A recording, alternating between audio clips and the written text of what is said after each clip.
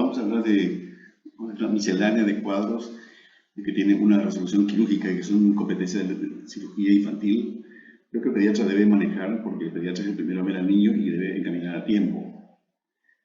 Vamos a miscelánea de cuadros, algunos más frecuentes que otros, por supuesto. Vamos a comenzar con la atresia de esófago congénita, que se caracteriza por, se trata de una interrupción en la continuidad en el desarrollo del tubo esofágico con una comunicación de uno de sus extremos con el árbol tracobronquial.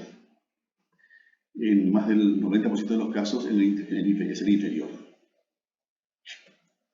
La frecuencia es de 1 en 3.000 recién nacidos vivos y presenta 5 formas que dicen la clasificación de la que vamos a ver después.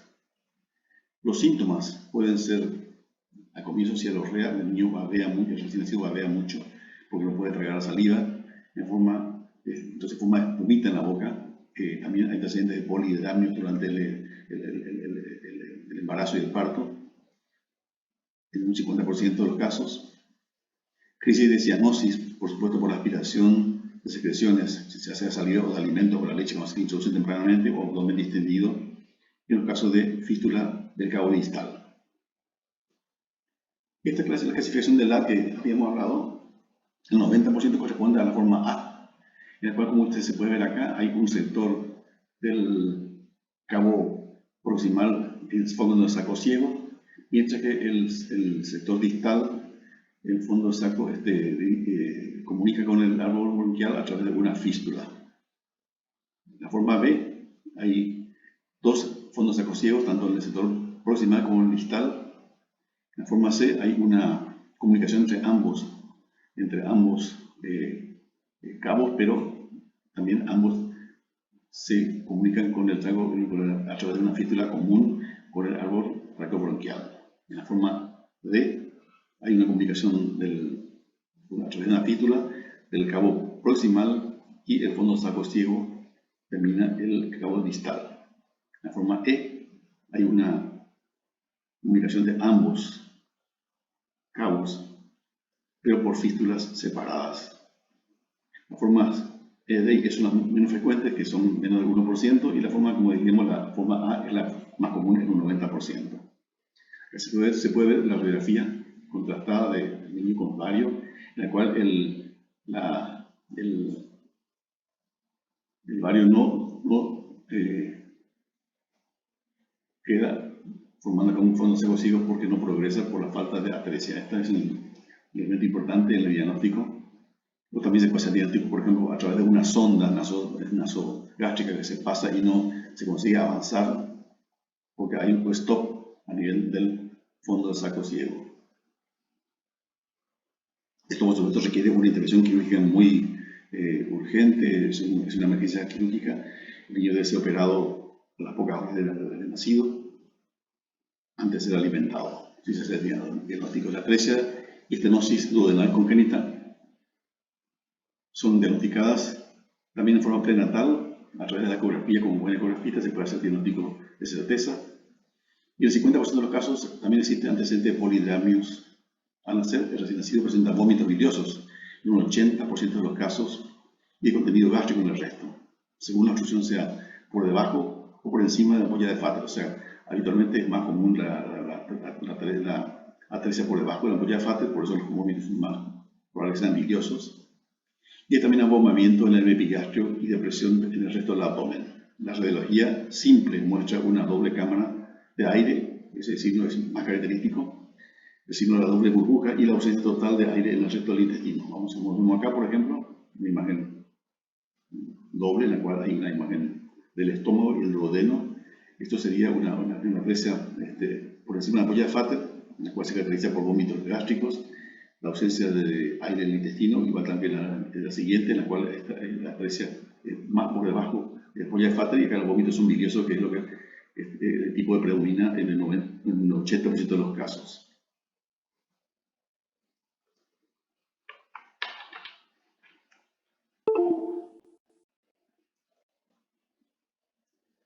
La atresia y estenosis de yeyuno ileado. es debida a un accidente vascular mesentérico que ocurre en el periodo intrauterino secundario a imaginación, bólulo intestinal, hernia interna o posible acción de drogas y fármacos vasoactivos. Se caracteriza clínicamente por vómitos biliosos, distensión abdominal y retraso en la evacuación de meconio. En un 45% de los casos se detecta polihidramnios también durante la gestación. El diagnóstico se basa en el cuadro clínico y en el estudio ecográfico se detecta una malformación en la gestación, ya durante la gestación, y también se detecta radiológicamente al nacer por la ausencia de aire en el resto del intestino.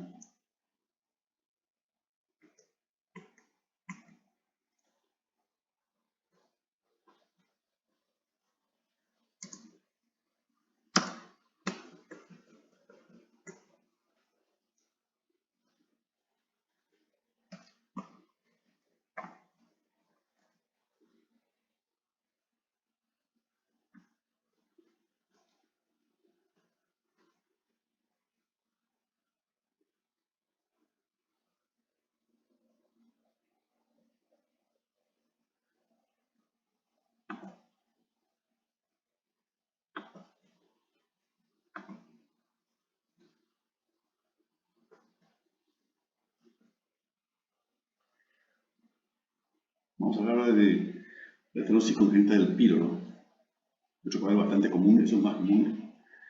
Se caracteriza clínicamente por un periodo normal de 2 a 3 semanas, en la cual comienza con vómito intenso en proyectil, a veces luego de la toma de alimentos, a veces cuando progresa la enfermedad se puede vomitar más del doble de lo que había tomado, que son vómitos de retención. Nunca los vómitos son biliosos como los anteriores vimos. Secundariamente a los vómitos crónicos de 8 a 12 veces al día, el peso de la planta se va estacionando y luego desciende. Se va desnutriendo de forma gradual y también se deshidrata con pérdidas importantes de cloro, por lo cual tiene síntomas de una alcalosis hipoclorémica e hipocalémica y estreñimiento que por iguria.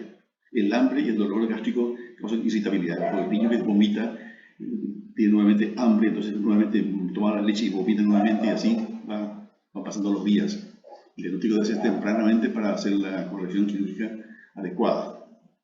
Ya vemos las características de un abdomen de un niño con síndrome de una hipertrofia estenosis hipertrófica del píloro, en la cual vemos una distensión acá del abdomen superior, el epigástrico, en la cual se puede ver claramente al estómago que está acá bien, el estómago está bien acá proyectado hacia adelante y se ve claramente como el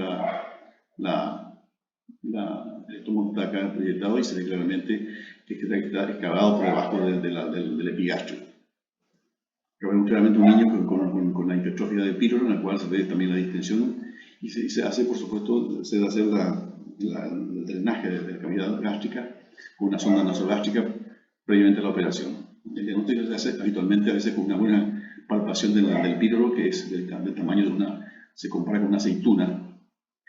Como vemos acá, por ejemplo, el grosor del músculo pilórico antes de la cirugía es un píloro que está hipertrofiado, con músculos hipertrofiados y que cierran, por supuesto, el píloro, haciendo una comunicación difícil entre el estómago y el duodeno. Y la cirugía, después de la cirugía, la comunicación es más amplia. Este píloro lo puede uno palpar y si uno palpa el píloro no hace falta hacer ningún otro estudio paralelo porque el diagnóstico está hecho. Se palpa generalmente a nivel del epigastrio en la zona, más o menos, la zona hacia el lado derecho del epigastrio y requiere mucha paciencia y el niño debe estar tranquilo para ser palpado el abdomen. Entonces vemos la estenosis pilórica muy intensa y el duodeno, el pasaje del contenido gástrico hacia el duodeno se está dificultado por esta estenosis importante. Vemos un estudio radiológico en el cual se ve claramente el estómago con el vario que tiene toda su cavidad, en la cual prácticamente casi no hay pasaje a nivel del duodeno, a nivel del píloro para el duodeno. Cuando pasa se ve una zona estenótica, parece como un desfiladero que se llama el signo del cordón. Se tiñe más tardíamente el duodeno, pero con dificultad. Acá vemos, por ejemplo, claramente el estómago muy intenso, con muchas ondas peristálticas aumentadas, por supuesto, Y acá ya el pasaje al duodeno en parte a través del píloro que está muy estrechado. Acá vemos también el signo del píloro acá, un píloro que es casi un hilo, se puede decir, y pasa con dificultad. El estómago está muy distendido, inclusive con ondas peristáticas aumentadas, haciendo un esfuerzo para pasar el alimento a través del píloro que está estrechado en su diámetro. Y esto es el estudio también que se puede hacer, que es hoy en día es más útil inclusive que la radiografía, porque tiene la ventaja que se puede hacer rápidamente, no requiere que el niño sea sometido a rayos X ni tampoco la administración de contraste, y se hace realmente con un buen ecografía. Se puede detectar realmente el píloro que está acá engrosado, por ejemplo, en su tamaño engrosado, sus paredes engrosadas, y con eso hace el diagnóstico y ya se va a la operación directamente. La operación es la pilotomía de Rafste, la técnica más utilizada hasta ahora, la única técnica que hasta ahora que consiste nada más que en abrir el músculo pilórico y dejarlo así. Y entonces hay una herniación. Entonces hay una herniación de la herniación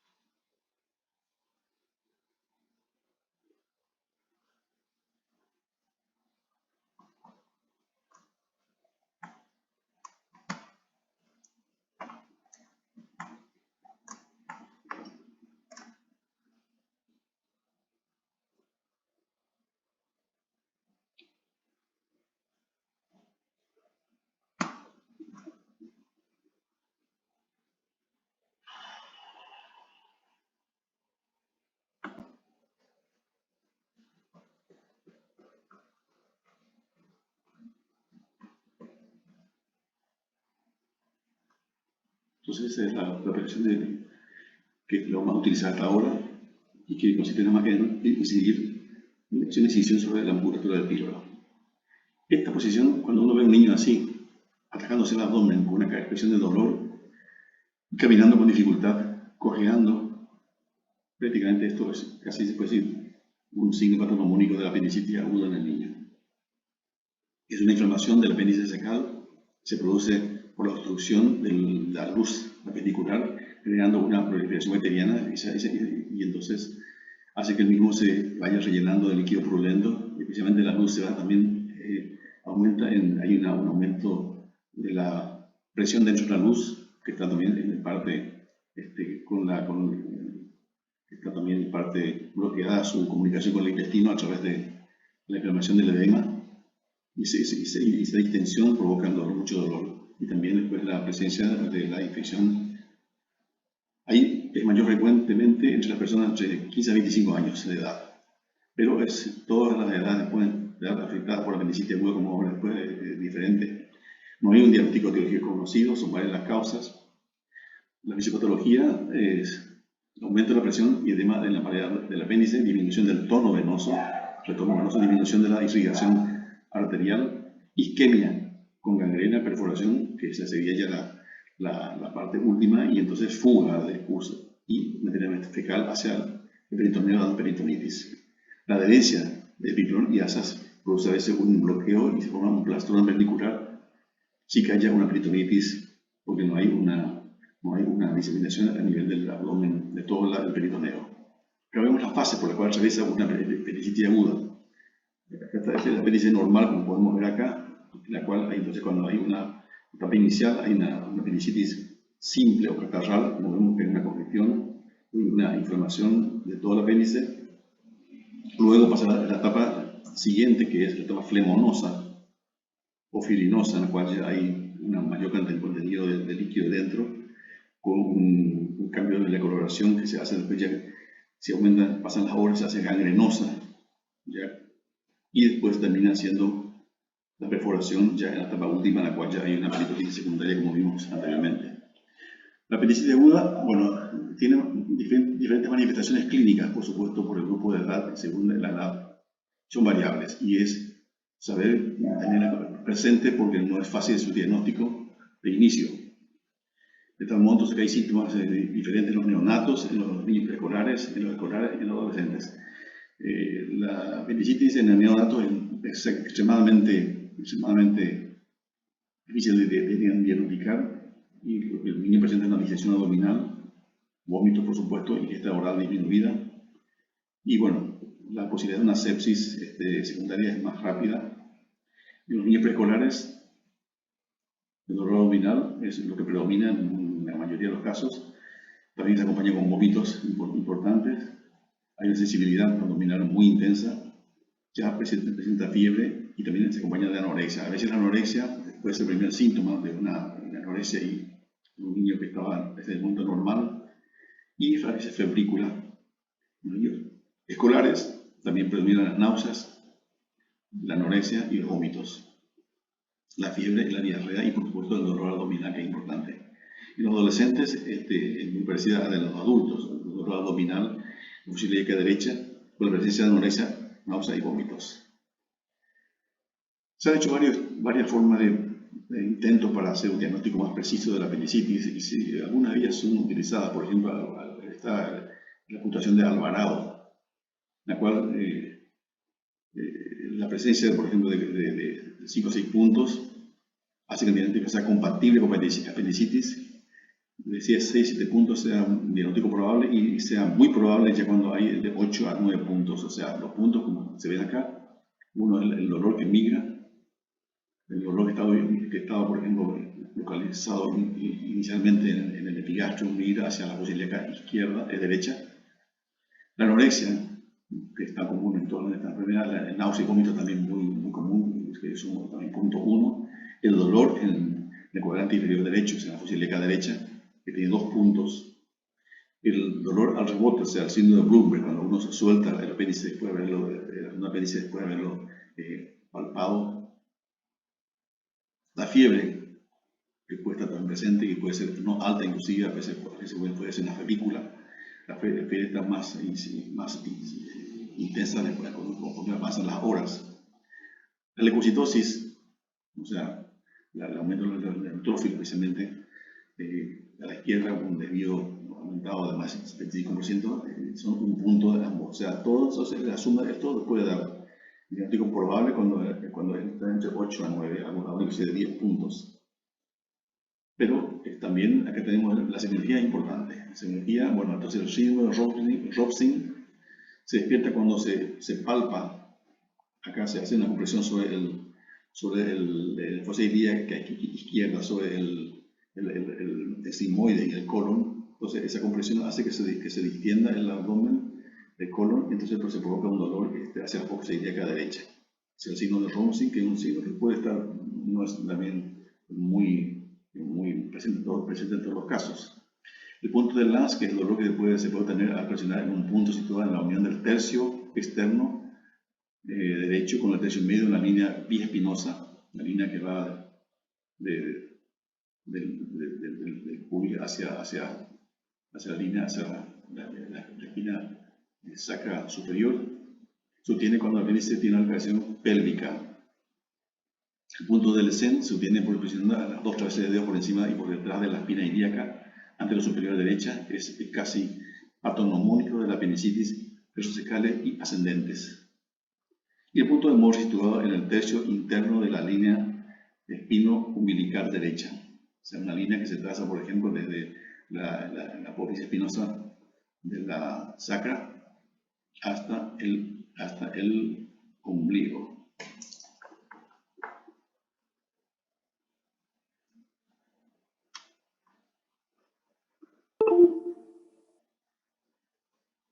Hasta el ombligo. Entonces, el punto del tercio es el punto también de Morris y también de McBurney. Acá tenemos, por ejemplo, el estudio ecográfico en el cual se puede obtener claramente acá, se puede ver claramente el apéndice con una pared engrosada y un aumento en su luz. Esto se debe al aumento de la tensión dentro del apéndice. Entonces, con esto se puede obtener un diagnóstico rápidamente y un buen ecografista puede detectar apendicitis en 80% de los casos. Por supuesto, en los niños que son obesos, por ejemplo, el diagnóstico es más difícil a veces hacerlo. Vamos entonces a hablar de otros. Acá tenemos, por ejemplo, un niño que tiene un embrión en el cual tenemos el niño en el cual el niño se alimenta a través de la sacovitelino, también las alantoides, que se comunican con el intestino a través a través también del cordón umbilical. La alimentación a través del sacovitelino se hace hasta que después la placenta toma su función de alimentación y entonces el niño se cierra este conducto. Y el conducto alantoide que queda también, el conducto que queda después también se suele cerrar. Pero a veces ocurre lo siguiente, que este conducto alantoides no se cierra, entonces queda estas posibilidades. Uno que queda como una unión, a través de una unión de un cordón, hasta el ombligo, una fístula o un cordón, o esa fístula que a veces puede salir un líquido, o a veces puede ser simplemente un cordón, a través del cual también puede volvular el intestino, o a veces se cierra parcialmente, entonces en la otra parte media queda como un quiste vitelino, o a veces queda el ligamento vitelino, el ligamento solamente unido al divertículo de Meckel, que se pone el divertículo de Meckel, justamente esto es un resto embrionario como vimos entonces después, y ocurre el divertículo de Meckel, la mayoría de los casos no causa ningún problema, pero puede complicarse, como vamos a ver después, dando varias complicaciones diferentes y también diferentes a diferentes edades. Por ejemplo, la anomalía de conducto que vimos anteriormente, entonces, el conducto omphalomesentérico está totalmente permeable. Vimos entonces que puede haber una fístula, como vimos que puede inclusive hasta la secreción de líquido. El conducto que se forma con el conducto mesentérico parcialmente permeable, entonces una porción periférica, porción intermedia que forma el quiste, y después la porción entérica del divertículo de Meckel que está ubicado generalmente en la parte del ileón. Por encima por supuesto, del apéndice del ciego. Remanente mucoso a nivel del ombligo, poliombo umbilical, o una banda congénita que conducto oftalmocentérico obliterado. El cuadro clínico varía mucho de acuerdo también a la edad del niño. Depende de la configuración y del tejido ectópico. Las tres formas clásicas de presentación son la hemorragia, que ocurre más generalmente en niños pequeños por debajo de 2 años, una hemorragia, una enterorragia, por ejemplo, que se produce en un niño por debajo de 2 años, generalmente en el 50% de los casos obedece a una hemorragia por el divertículo, porque en el divertículo existe entonces un tejido ectópico que provoca una hemorragia local. O también puede ser una obstrucción en un 25% de los casos en niños de más edad, o una inflamación, una infección, una diverticulitis, que da un cuadro muy parecido a una apendicitis aguda, que es menos frecuente que en los casos anteriores. La hemorragia es por episodios, generalmente cesa sin tratamiento. La hemorragia a veces puede ser tan larga que a veces llega, como hemos visto en niñitos entrar en el hospital, una anemia bastante importante, anemia hasta de 5 gramos de hemoglobina, una hemorragia crónica, que a veces la madre relata como sangre con melena, o hematoquesia, que es sangre mezcla de sangre roja con melena. Es raro el que un niño necesite tratamiento quirúrgico para controlar la hemorragia. O sea, el niño a veces debe ser transfundido. Algunas veces la hemorragia es insidiosa y no es apreciada por la familia porque son hemorragias pequeñas. Divertículo de Meckel, entonces, en el cuadro clínico constituye con frecuencia una emergencia médica, pues provoca hemorragias masivas, con anemia aguda y shock. La sangre eliminada presenta con frecuencia las características de la hematopesia que dijimos, es decir, una mezcla de sangre de melena con rectorragia. Es la causa más frecuente de sangramiento digestivo grave en lactantes previamente sanos, sin síntomas de obstrucción intestinal. Acá vemos claramente el apéndice, el divertículo de Meckel, como un apéndice que sale de la porción distal del yeyuno. Acá, por ejemplo, como se forma un vólvulo a través está el conducto, la brida, como una brida que está entre el divertículo de Meckel y la unión con el ombligo. Entonces se forma acá el conducto está presente, entonces, que puede, como dijimos, está permeable o es simplemente un cordón fibroso. Entonces el intestino queda atrapado entre las asas y se forma entonces un vólvulo o una obstrucción intestinal. Acá vemos lo que ocurre, por ejemplo, en el niño que presentamos, estuvimos en el hospital, un niño con sangrado que llevaba con sangrado de 5 gramos de hemoglobina, sangrado crónico, el niño estuvo muy anémico y con una anemia ferropénica. Y entonces vemos que lo que ocurrió justamente con esta captación de radioactiva de tipo tecnesio, que se hace una gamografía. Entonces tenemos acá la captación, por ejemplo, de contraste acá a este nivel, que claramente indica la presencia de un divertículo. La excepción debe ser, por supuesto, quirúrgica en todos los casos. Vamos a hablar también una patología relativamente común, que es la enfermedad de Hirschsprung o megacolon congénito. El 50% de los casos de aganglionosis ocurren en el periodo del recién nacido. Un cuarto de la obstrucción intestinal neonatal es debida a esta causa. Un niño puede nacer y no defecar. Un niño que no defeca un recién nacido que no defeca a las 48 horas, bueno, debe ser examinado porque puede ser varias causas, o meconial, meconio espeso o un megacolon congénito, una cosa más común. La variabilidad clínica es grande, por supuesto, y nos explica el porqué de las formas precoces o tardías. Por supuesto que el sector que está afectado puede ser corto o puede ser extremadamente largo, que afecta todo el colon. Y la diagnosis, la modulación neurológica ocurre en sentido cefalocaudal, o sea, entonces la falta de inervación puede afectar a gran parte del colon o a una parte pequeña, generalmente que era más común en la parte hasta inclusive hasta el recto o sigmoide. Si el segmento es estrecho y largo, el seguimiento es intenso.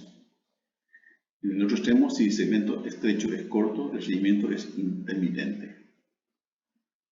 Hay formas tipo diarreicas, inclusive con distensión abdominal, crisis graves enterocolíticas que pueden ser muy graves realmente cuando causa diarrea importante por también el exceso de la contaminación también dentro del intestino por la retención de materia fecal que provocan unas crisis enterocolíticas muy importantes. Y por supuesto, si el cuadro avanza, se produce desnutrición, vómitos y anorexia, son otros síntomas que son también acompañantes de forma bastante común. Acá vemos, por ejemplo, una biopsia de un intestino normal. Se ve claramente acá los ganglios neurales del plexo de Meissner. Hay Auerbach, que, como decíamos anteriormente, van inervando el intestino en el sentido cefalocaudal. Y acá vemos el caso de una biopsia de un intestino con una enfermedad de Hirschsprung, en la cual prácticamente hay ausencia de los ganglios neurales en la submucosa. Entonces el diagnóstico, acá vemos un niño con el abdomen distendido, muy extendido realmente, en las características y con estreñimiento crónico, como dijimos anteriormente, y justamente uno de los diagnósticos debe hacerse con estreñimiento crónico habitual. Los niños llegan también muy desnutridos, por supuesto, por el arreglo más largo del tiempo de evolución de la enfermedad. Alguna radiografía de un recién nacido con megacolon congénito, como se ve claramente muy extendido, con muchas asas, con aire en todo el marco colónico y también parte también del delgado. Tendría que ver otra imagen también en la cual gases por todo el intestino del marco colónico. Importante. Y acá la radiografía contrastada, con la cual se puede ver el megacolon, o sea, el colon, tónico colon, megacolon, en la cual se hace una inyección de contraste por enema y entonces se observa esta distensión y justamente en la zona afectada hay una imagen de estrechamiento característica que marca dónde está la zona afectada realmente. Y a veces puede inclusive ocurrir, por ejemplo, como en este caso, está afectado casi todo el colon, en el cual entonces el colon prácticamente tiene un tamaño, en este caso no es megacolon, sino lo que está extendido es el intestino delgado realmente. El ilio está distendido porque está totalmente el colon afectado por la aganglionosis. Estos cuadros son un poco frecuentes más frecuentes son los que ocurren en los niveles bajos de la afectación. Acá vemos también otra placa radiográfica también con contenido de aire muy importante, y acá vemos también otras imágenes. Y también la presencia acá cuando se inyecta, en contraste, como el colon está realmente muy aumentado tamaño. Igual también la serie del colon prácticamente apenas afectado a gran parte del colon, y acá se ve claramente como una imagen que parece un distintivo delgado realmente en un colon, y acá se ve la imagen de gases en todo el abdomen. Y esto sucede acá, se ve claramente acá el colon distendido y una zona afectada en la cual no hay ganglios a partir de ahí hasta el recto. Y las resoluciones quirúrgicas con la operación de Duhamel, que los tiempos generalmente, en tiempo inicialmente se hace una operación con nephrectomía y después se abocan los segmentos proximal y distal en otro momento. Este otro cuadro también importante es la imaginación intestinal o introsuscepción. Se debe a la introducción de un segmento del intestino en otro más distal, generalmente intestino delgado. Debido a la actividad peristáltica, puede ocurrir por ejemplo secundaria a una diarrea, o puede ser a veces un cuadro totalmente brusco que aparece en un niño totalmente normal, siendo más común la imaginación del ilion en el ciego y otros casos de ilio ileal. El mesenterio del segmento proximal está comprimido y angulado, dificultando de este modo la irrigación del intestino invaginado. Afecta el retorno venoso con edema de la pared intestinal. Si el edema persiste, causa obstrucción arterial y necrosis intestinal. Saca el tiempo importante acá el diagnóstico para el tratamiento correcto.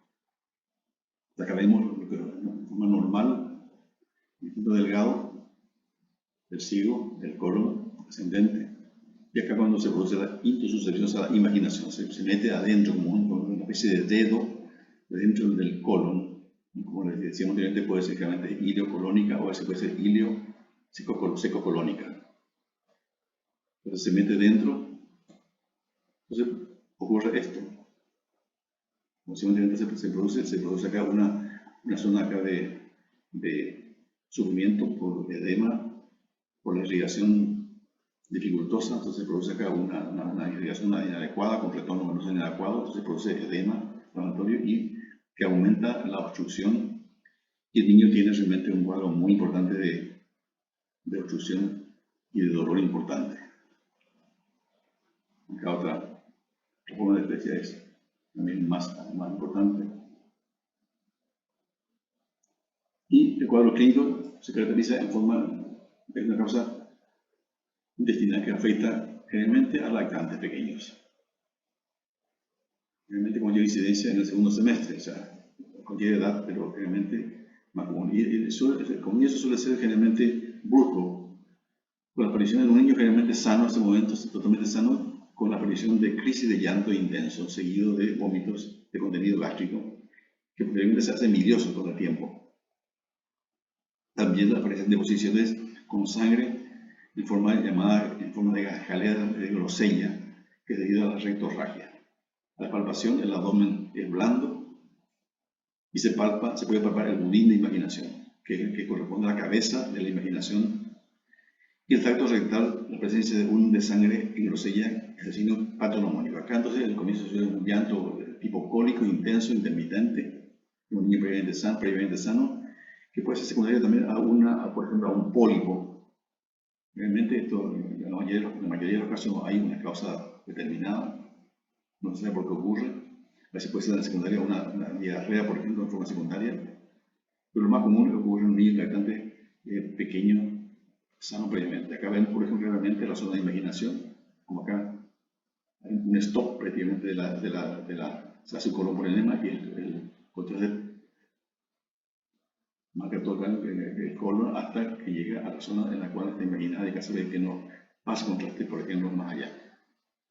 Que igual se ve lo mismo también en la zona de stop, en la cual el contraste está interrumpido por la zona de imaginación. Se puede hacer un diagnóstico también en forma ecográfica vemos que es un diagnóstico también muy bueno.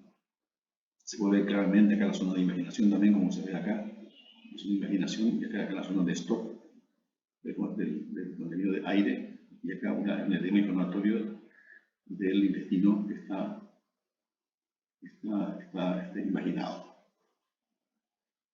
Entonces, acá vemos lo que ocurre, por ejemplo, antes y después. Entonces, realmente, si se hace a tiempo la cirugía, se puede al niño hacer una cirugía y una reparación prácticamente, a veces se imagina manualmente y no pasa nada. También se puede desimaginar en forma inyectando aire por el colon, haciendo un mecanismo de neumatización que se llama. Y cuando no se consigue, entonces se hace una cirugía que después, si no hay sectores, se sacan esos centones cruzados y se puede hacer una tomosis terminal. A medida que pasan las horas, por supuesto, el cuadro puede empeorar y puede llegar a la resección total del intestino, lo cual sería muy grave. He visto niños que han pasado más de 48 horas con imaginación y han llegado al hospital realmente muy mal y se ha tenido que tener una resección importante del intestino y llevar eso a la ileostomía, lo cual es todo un problema posterior. Como acá entonces ven la hernia acá, el conducto inguinal, conducto inguinal externo, conducto deferente. ¿Qué ocurre entonces con la hernia? La hernia lo que ocurre, entonces hay el conducto peritoneo vaginal que está presente en la etapa fetal y que permite después el descenso del testículo. Posteriormente se cierra y queda un conducto que está unido al cordón espermático, pero en ocasiones a veces ese conducto peritoneo vaginal no se cierra del todo, entonces está permeable. Y entonces por una presión intraabdominal el intestino puede abrirse paso y entonces penetrar en el conducto peritoneo vaginal y hacer una hernia que puede ser inguino-escrotal importante. Está el canal inguinal, el anillo externo, el anillo interno y por ahí penetra entonces el intestino. Entonces, tenemos un tipo de hernia que es la más común de todas, que es la hernia inguinal. La hernia directa realmente se ve poco en los niños y es más de origen traumático y por defecto en la pared muscular. La hernia indirecta es la que vimos entonces, que se realiza a través de pasaje del intestino por el conducto peritoneo vaginal que está permeable y que puede llegar hasta el testículo, que por supuesto se debe entonces a defectos por comenzar en la pared del intestino, del muscular, mejor dicho, de la pared torácica, como también a nivel del anillo inguinal y la permeabilidad del peritoneo vaginal. Que vemos entonces cómo se presenta por una niña en un varón. La simetría se provoca en las niñas, por ejemplo, acá se ve claramente a nivel del pubis, como está hinchado, un lado, realmente suele ser de un solo lado, a veces puede ser unilateral. Acá vemos también en el varón, por ejemplo, se ve que el testículo está con cada tamaño y hay que hacer diagnóstico también con hidrocele, por ejemplo, y la presencia de líquido a nivel de la cavidad ahí del peritoneo vaginal, pero no a veces. Entonces, realmente es una hernia, no sé, cuando hay hernia realmente a veces es una hernia que cuando el niño se acuesta, se relaja, se introduce al abdomen y desaparece la hernia. Cuando el niño, por ejemplo, llora o se levanta, entonces reaparece la hernia. La hernia entonces como se ha dicho, no ha perdido derecho a domicilio, dicen. Pero a veces se puede, por ejemplo, también quedarse acá ya en forma permanente, entonces produce una encarcelación de la hernia que puede llevar más tarde a una estrangulación, que es la etapa más complicada, más grave. Vamos a hablar también entonces acá de las hernias. Son relativamente frecuentes las hernias hiatales, las hernias a nivel del diafragma, hernias diafragmáticas. La más común de todas es la hernia acá, que se puede sacar en el edificio de Bosdalek. Hay varios edificios, está otro edificio de Morgagni que se produce está detrás, el edificio está detrás del el esternón, que también se debe también a una falta también de fusión entre los músculos acá del diafragma. Entonces, y hay otra hernia que se produce acá también a nivel del estómago, entonces la hernia hiatal o parietal, por ejemplo.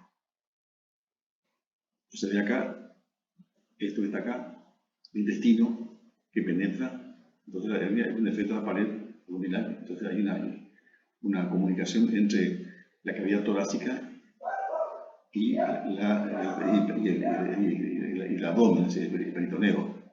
Entonces hay una introducción de masas intestinales a nivel de la cavidad torácica, por supuesto, que es más común del lado izquierdo, que es una hernia típica de Bose-Dalek, que también se puede dar al lado derecho con menos frecuencia, y que lleva también está también asociada a una hipoplasia del pulmón de ese lado, que es la causa en la cual causa mayor mortalidad, es la hipoplasia pulmonar, porque el pulmón no se desarrolla adecuadamente. Entonces eso posibilita que también haya una dificultad respiratoria. Acá tenemos entonces la hernia que se produce acá, a nivel del intestino, a través del orificio, decíamos la más común, el 95% es la hernia de Bose-Dalek, menos frecuente es de la hernia de Morgagni.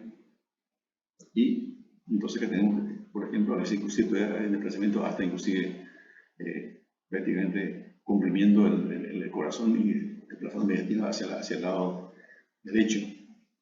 Y inclusive una introducción inclusive hasta parte, inclusive hasta parte del hígado, inclusive acá también del vaso y del colon y del delgado, desplazando el pulmón, como decíamos anteriormente, produciendo una hipoplasia pulmonar que puede estar primaria, inclusive antes, como un mecanismo que también facilita la hernia. Lo que tenemos también, el déficit simple abdomen, tenemos acá diafragmática derecha e izquierda. Que tenemos, por ejemplo, este aumento el hígado se hubiese situado más abajo. Está muy arriba el diafragma. Evidentemente también puede ser también una ventilación diafragmática que también hace el diagnóstico diferencial. Y acá está la cavidad, esto que es prácticamente cavidad intestinal. El cuadro clínico, por supuesto, puede aparecer rápidamente después de nacer o puede aparecer después, a veces se detecta después de semanas o a veces inclusive de meses, según el caso de la intensidad de la hernia, y presenta, también vómitos, dificultad para alimentarse, dolores, molestias. Acá se ve claramente la hernia, la presencia de gas en el intestino, la realidad simple del abdomen, de tórax, se puede ver la presencia de gas en el intestino, y esto evidentemente hace el diagnóstico claramente de una hernia de presencia de intestino a nivel de la cavidad torácica, que se puede ver claramente al hacerse el contraste, como está ubicada fuera de su lugar a nivel de cavidad torácica. Y esto es el diagnóstico que lleva, por supuesto, que también vemos lo mismo. Presencia de aire, y a veces la pulsación del pulmón es muda, o se puede escuchar inclusive ruidos peristálticos, lo cual hace sospechar la presencia de una hernia. También tenemos la diafragmática izquierda acá, la presencia acá de aire, como se ve acá, que está muy arriba, y también se ve el intestino desplazando parte del pulmón hacia arriba. Y eso también se ve claramente la hernia en esta tomografía. Vemos el testículo no descendidos, o sea, criptorquidia, la ausencia de testículo en el escroto.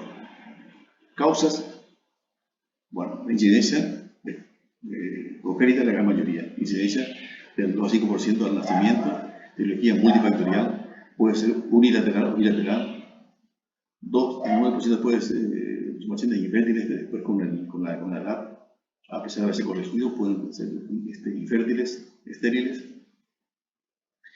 y por la presencia de oligospermia o azoospermia en ambos casos. Entonces, acá tenemos, por ejemplo, lo que ocurre habitualmente, el testículo se desarrolla a nivel de los riñones y va descendiendo por acción de hormonas, gonadotróficas, también de los andrógenos, va descendiendo hasta después entrar en el canal inguinal y descender hasta su habitual localización, que es a nivel el escroto, también guiado por su tentáculo testis, que es también la guía que lleva hasta el fondo, como vemos acá por ejemplo. El tentáculo testis que está unida al polo inferior del testículo y que lo va guiando hasta el fondo del escroto, diferentes niveles del momento embrionario.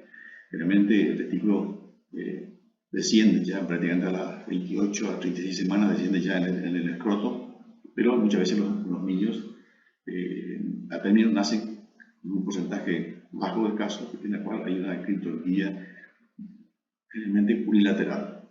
También puede ser bilateral en algunos casos, lo más común es unilateral, y se debe detectar pronto para tomar las medidas correctivas. Entonces acá vemos, por ejemplo, como va descendiendo el testículo hacia el escroto, guiado por el testículo que es testis, y también por la acción de las hormonas que decimos androgénicas que están siendo producidas por las células de Leydig. Hasta fijarse al final en el escroto. Entonces, estos pasos pueden estar interrumpidos, entonces ahí puede haber como vimos anteriormente, puede haber testículos en el abdomen, en el conducto inguinal, o en el prepúbica, o también a veces puede ser ectópico cuando el testículo está ubicado fuera de estos lugares habitualmente. La mayoría de los testículos descienden fundamentalmente durante el primer año de vida. O sea, se hace una orquidopecia, o sea, se fija el testículo al escroto, en la parte inferior del escroto. Se debe realizar pronto la operación. Generalmente, una vez detectado la criptorquía, el testículo puede descender. A veces el niño nace con una criptorquía unilateral, pero después de los 3 o 4 meses desciende hasta ubicarse en el escroto. Cuando no desciende después de 4 meses, ya uno de esos ya que no va a descender más, entonces se debe tomar actitudes de cirugía que no pase generalmente a los 15 meses. Generalmente se prefiere operar antes del año, siempre si es posible a los 6 meses, o por lo menos debe hacerse lo antes posible. Si un testículo no se opera, entonces ¿qué pasa? El testículo tiene tendencia a, primeramente, lo más riesgoso de todo es el cáncer, seminoma, el testículo, que se presentan con mucho más frecuencia en los niños que tienen criptorquía, que han tenido criptorquía, que los niños que no han tenido criptorquía. Y también la esterilidad que se produce por ese motivo, que inclusive, aunque sea de un solo lado la criptorquía, si no se rige a tiempo, también puede afectar la esterilidad, la producción también de espermatozoides del otro lado, del lado opuesto, que inicialmente está sano, pero después con el tiempo también puede afectarse a 4 años.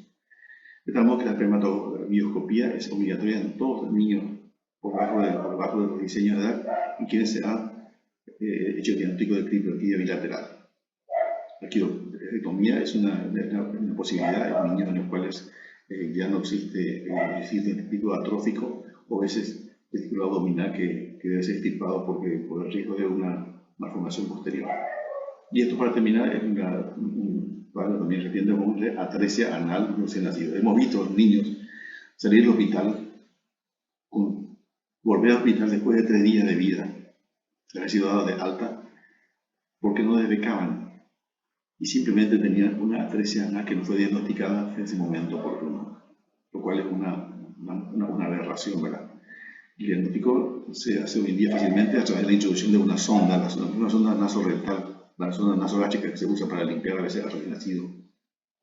Se carga el líquido gástrico, también se introduce en la coana, en la nariz, y donde se hace el diagnóstico también de una atresia de la coana que se descarta la misma. Y esa misma sonjita se usa introduciendo en el ano, y si hay un stop, entonces uno debe sospechar la posibilidad de una atresia. A veces la atresia es evidente, ya no hay discusión ninguna. Entonces el diagnóstico debe ser hecho y una cirugía también pronta. Con esto terminamos la miscelánea de cuadros recién nacido, que son los más comunes. Muchas cirugías, por supuesto, hemos dejado de nombrar acá, pero lo que el pediatra tiene que hacer es diagnóstico, si es posible, temprano, y enviar al cirujano para la corrección necesaria a tiempo.